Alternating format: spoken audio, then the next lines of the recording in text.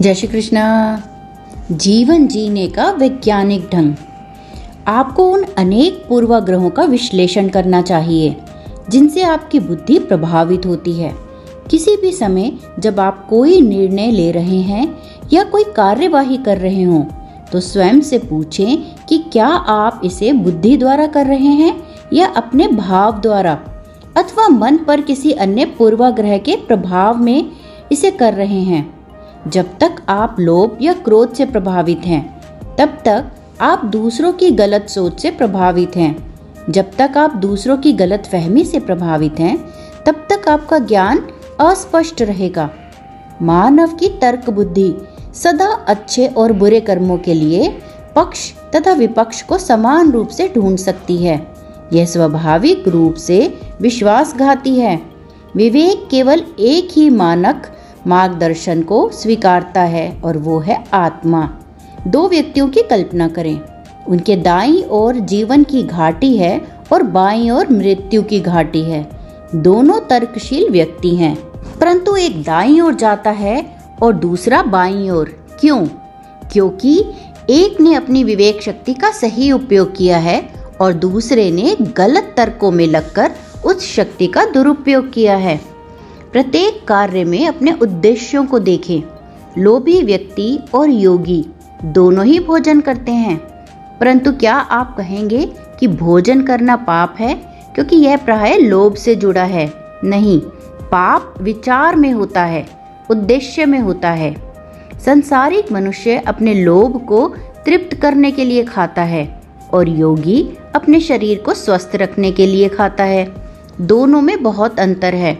इसी प्रकार एक व्यक्ति हत्या करता है और इसके लिए उसे फांसी दे दी जाती है।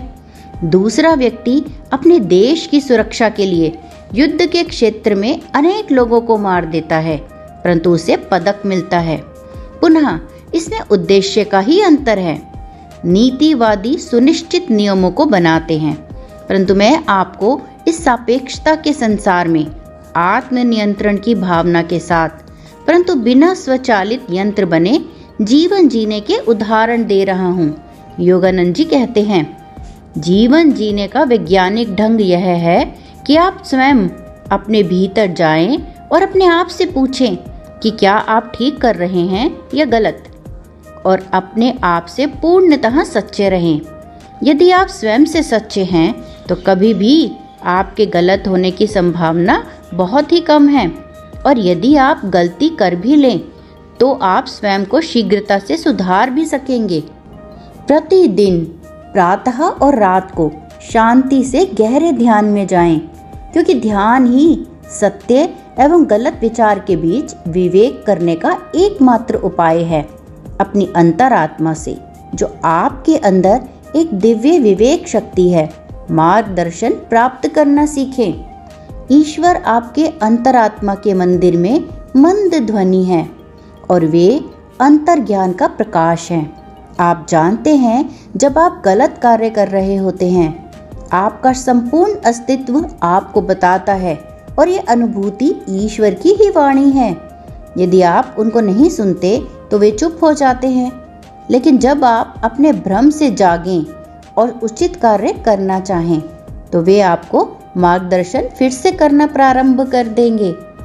अपनी अंतरात्मा की आवाज का, जो कि ईश्वर की आवाज है, निरंतर अनुसरण करने से आप एक सच्चे चरित्रवान व्यक्ति, एक उच्च कोटि के आध्यात्मिक व्यक्ति और एक शांत व्यक्ति बन जाएंगे।